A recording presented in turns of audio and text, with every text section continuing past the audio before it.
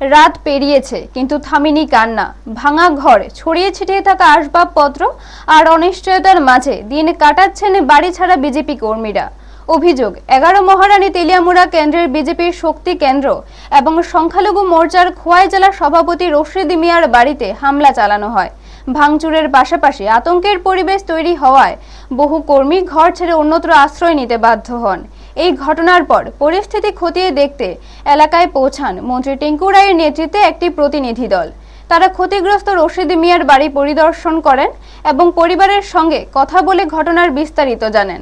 এরপর প্রতিনিধি দলটি তেলিয়ামুড়া থানার অন্তর্গত জারুইলং গেস্ট হাউসে যায়, যেখানে বর্তমানে আশ্রয় নিয়েছেন বহু বিজেপি কর্মী। সেখানে গিয়ে মন্ত্রী তাদের সঙ্গে কথা বলেন এবং পরিস্থিতি সম্পর্কে খোঁজ খবর নেন।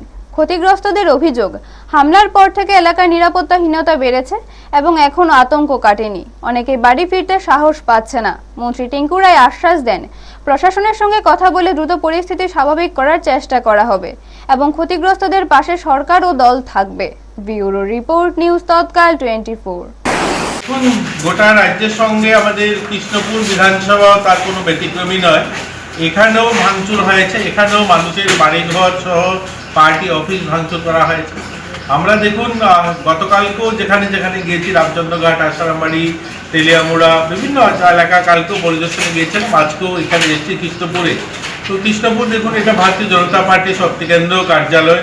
এই কার্যালয়টা ভাঙচুর করা হয়েছে, দরজা জানলা সহ বিভিন্ন যেগুলো আসবাবপত্র ছিল সমস্ত কিছু জ্বালিয়ে দেওয়া হয়েছে। দেখুন, এটা কোনো রাজনীতি হতে পারে না, রাজনীতি হতে পারে। আমরা অনেকগুলো নির্বাচন জয়ী হয়েছি। 2018 সালে আমরাও জিতেছি, আমরা পঞ্চায়েত জিতেছি, পঞ্চায়েত সমিতি, জেলা পরিষদ আমরা জিতেছি, লোকসভাতে আমরা জিতেছি। তো এরকম অনেক নির্বাচন হয় গোটা দেশের সঙ্গে। আমাদের রাজ্যেও আমরা জয়ী হচ্ছি, অন্য জায়গায় জয়ী হচ্ছি। কিন্তু জয়ী হলে আমাদের অপোজিশনে যারা থাকবে তাদের অফিস জ্বালিয়ে দিতে হবে, এটা কোন রাজনীতি?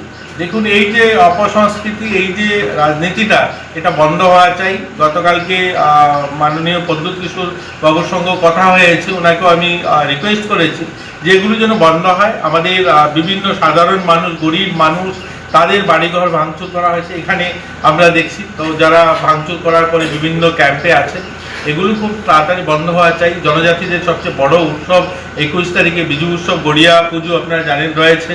এই দিনগুলোতে যদি মানুষ ফিরে না বাড়িতে যেতে পারে, সেটা কোনো শোভনীয় নয়।